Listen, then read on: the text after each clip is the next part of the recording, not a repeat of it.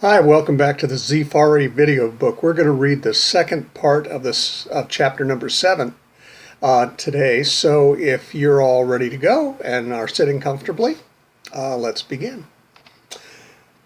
Then Emily called Grace O'Malley. Grace was working in Kansas City in a hipster-fied farmer's market, and it would be a miracle if she didn't punch out some metrosexual accountant before her bus ticket arrived to bring her to Wichita.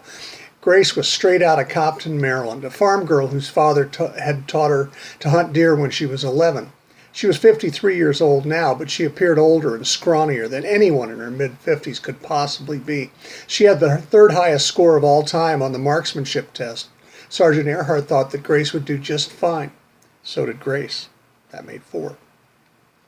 Earhart called Sadie Farrell. Sadie was one of the Kansans who had escaped from the zombies and had made it to the wall. Just before she got to the ladder of the platform, she was attacked by a zombie who bit off her ear. Sadie turned and headbutted the zombie, stunning it, earning the nickname Sadie the Goat. Sadie liked that one. Once she got over the wall, she was kept in the Supermax quarantine for a full year, since she had been bitten by one of the undies. She spent the time knitting. She carried her knitting needles with her wherever she went, and could use them with the same skill that very few others had with a knife. Once out of quarantine, she went to town for a beer. Her knitting needle stuck in her belt. A drunk woman in the bar, who was spoiling for a fight, threw a beer on Sadie and came at her with a broken beer bottle.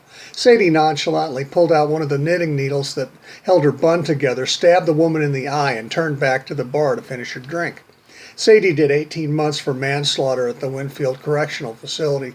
When she was released, Wichita was just a short hitchhike away. Sadie told Sergeant Earhart that she would be at the barracks door at 8 a.m. tomorrow. Khalid Walid was in Wichita too. He was originally from Detroit. His family had emigrated to the United States from what is now Saudi Arabia after the Arab revolt against the Ottoman rule in 1916. He lettered in wrestling and track and field in high school. He was state champ in the javelin for 3 years running.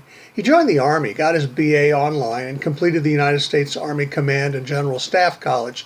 He resigned from the Army when he was ordered to lead 21 soldiers and a fife and drum corps who were to play the national anthem at the opening of a political convention for the nomination of a candidate who had wrangled serial deferments to avoid the draft.